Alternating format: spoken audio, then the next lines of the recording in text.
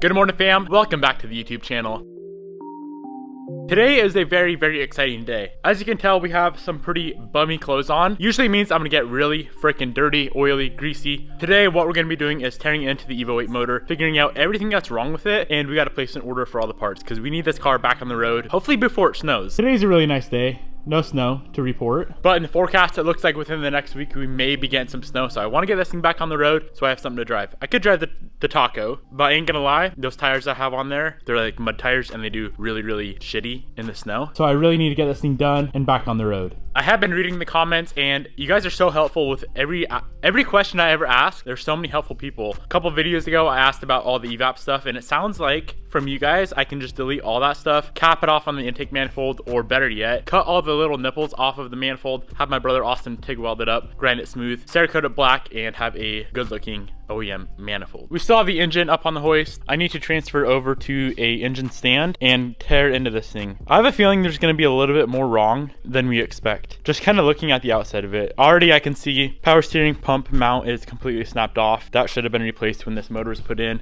Timing cover. I don't know why anyone would put a motor together with a destroyed timing cover. That's asking for trouble. Something gets lodged in there, breaks the timing belt, there goes your motor. Done. I don't know. Kind of why I don't like to buy cars that are modified already. When I picked this car up, it was completely stock except for I think it had a BOV on it. Other than that, it was all stock though. This thing was fully modified when I bought it. Fully built 2.4 liter motor, which is kind of nice. But at the same time, then you have to deal with other people's mistakes that they were too cheap to fix. Let's get this thing up on the engine stand, start tearing into it. I hope and pray to freaking Lord baby Jesus that we don't have to do anything in the bottom end. If we can just do head gasket and like timing belt and all that stuff, that would save us a lot of time.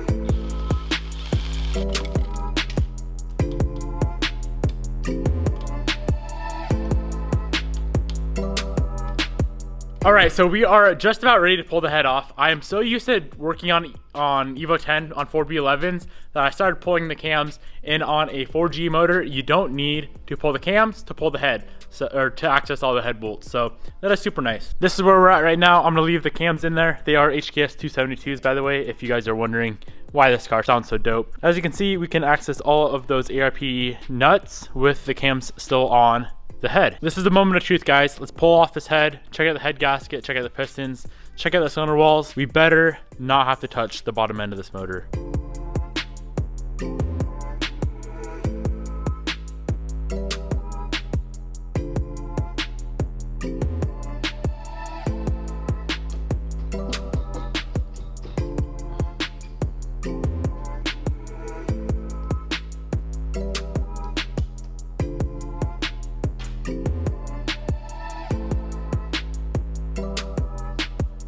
All right, fam, we got the head off. Head looks to be in perfect condition, and the block and pistons look to be absolutely gorgeous. They are Y-scale pistons like I was told, so that is a plus. Cylinder walls look to be in pretty good shape. A little bit of wear as usual. I mean, it's a high horsepower motor that's been ran for a while. I'm not going to be touching this bottom end whatsoever. It had good compression before. I don't see a point in tearing into it farther and re-ringing it. If I was to do anything, I would just pull the pistons out, hone the cylinders, put new rings in it, and call it a day. But it had really good compression, so I don't think there's really a point. Head looks to be in awesome condition. I'm gonna leave that. I'll drop it off, have it gone through, get it resurfaced, and I'll definitely clean up the block as well, the sealing surface. There was a Cosworth head gasket in it, and that is something I need to do some research on real quick. I don't know what head gasket I'm supposed to run. It's a 4G64 with the Evo 8 head, so I don't know. I'm guessing I'll just have to buy another Cosworth gasket, which is okay. Regarding that leak that we saw, I don't really see anything on this gasket that would make me think that it was leaking all that bad. Like usually you would see some of this black completely blown out somewhere, and it doesn't look all that bad. So either way, it's just a huge peace of mind knowing that the bottom end is good. We're gonna have a new head gasket in there, so it's not gonna leak. We're gonna have all new other gaskets as well. Thermostat, water pump, cam seals, crank seals, all that stuff is gonna be new. So we don't really have to worry about it ever again. I'm thinking about cleaning up the block and repainting it. They're painted black. It's a cast iron block, so if it's not painted, it's gonna rust. It's currently black and it looks pretty good, but it could look better. And then on the cylinder head as well, I'm really highly debating Cerakoting the head black. What do you guys think? All black motor in Evo 8, would that look good, or is that going just a little bit overboard? I do plan on changing up all the intercooler piping. That's all gonna go black. I'll be doing a short route upper intercooler pipe, and then the strut tower bar is gonna be blue, same as the valve cover. So I'm kind of trying to replicate the Evo 10 build, just with blue instead of red. So everything on this engine bay is black, except obviously like the head and whatnot. And then valve cover, strut tower are red. So on the Evo 8, everything will be black, and valve cover and strut tower are gonna be the blue that you see. The valve cover's already done. We did this a while ago, but yeah, that nice, really nice blue right there. Same color as the calipers. Drop a comment down below if you think we should send it and do an all black motor on the Evo 8. The intake manifold's gonna go black. Exhaust manifold's gonna be black, obviously, unless we do a forward facing turbo, which I haven't decided yet. Let me get another wind, which I have not decided yet if we are gonna do. I think it looks sick. It's just a lot of work. Well, I guess the only thing we can really do from here is just start cleaning up a bunch of parts. We can clean up the block. I'm gonna drop the head off tomorrow, or maybe later today, tomorrow, to get it gone through, get it resurfaced. All the stuff on the table right here, we can clean up. Other than that, we can wait for parts. I'm gonna pull the 10 out of the shop. We did finally get a base map on there, but it's kind of set up for the two Walbro 450s. It still starts, it still runs, not like it should, but obviously it runs good enough to just pull it out of the shop, get it out of the way, so I can use this thing back there and get all the parts cleaned up.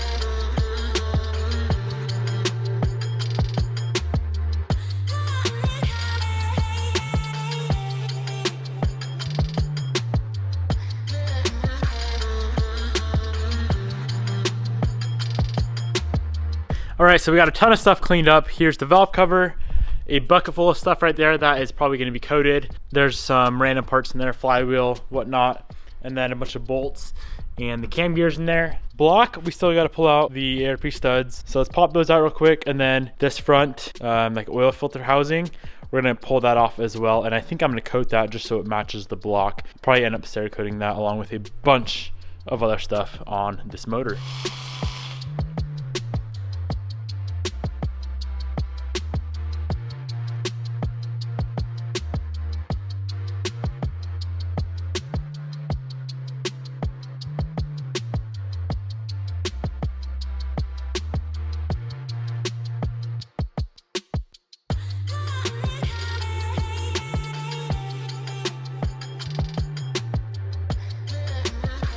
we got that front oil pump cover off. I also pulled the oil pan just for fun, kind of check it out, make sure everything is good to go in here. Everything looks like it's in really, really good condition. I need to spend some time cleaning up this block, especially the gasket serviced and whatnot, but I don't have time today. What up, guys? It's actually now the next morning, and I wasn't gonna put this in the video. I don't really know why, but then I remembered, like, I try to show everything that happens with my life, mainly with cars. When I pulled the oil pan, I got to kind of looking at it, cleaning it, checking it out. When I pulled it off, I heard something rattling around inside the oil pan, and we have that chunk right there. I originally thought it originally looked like a tooth from a gear, and then I cleaned it up, and it's a piece of copper. And I know, let me just see if I can get it to focus. I know I've seen this before somewhere. Like, I know I've seen this when building a car. Like, I don't know exactly what part of the motor that would have come out of. It's obviously not a piston rod. It's way too thick to be any sort of crank bearing or main bearing. It's way too thick to be a thrust bearing. I just know I've seen that before though somewhere. So it's always kind of shitty finding metal in an oil pan when you pull it off. So I think from here, we should probably tear into the whole bottom end of the motor. Just go through it, make sure we don't have any chunks of anything coming apart, because clearly there's something going on with the inside of this motor. I don't know what it is. I'm gonna go ahead and wrap up today's video right here, guys. I hope you enjoyed it. I think tomorrow we're definitely gonna tear into the bottom end of the motor unless we can figure out what the hell actually happened, where that piece of copper came from. If you have any suggestions as to what to check, or if you recognize that, I know I recognize it. I just have to figure out what it is. If you recognize it, drop a comment down below. Peace out. I hope you enjoyed the video. This build just got hell of a lot more expensive and time consuming. Nothing new. Welcome to my life.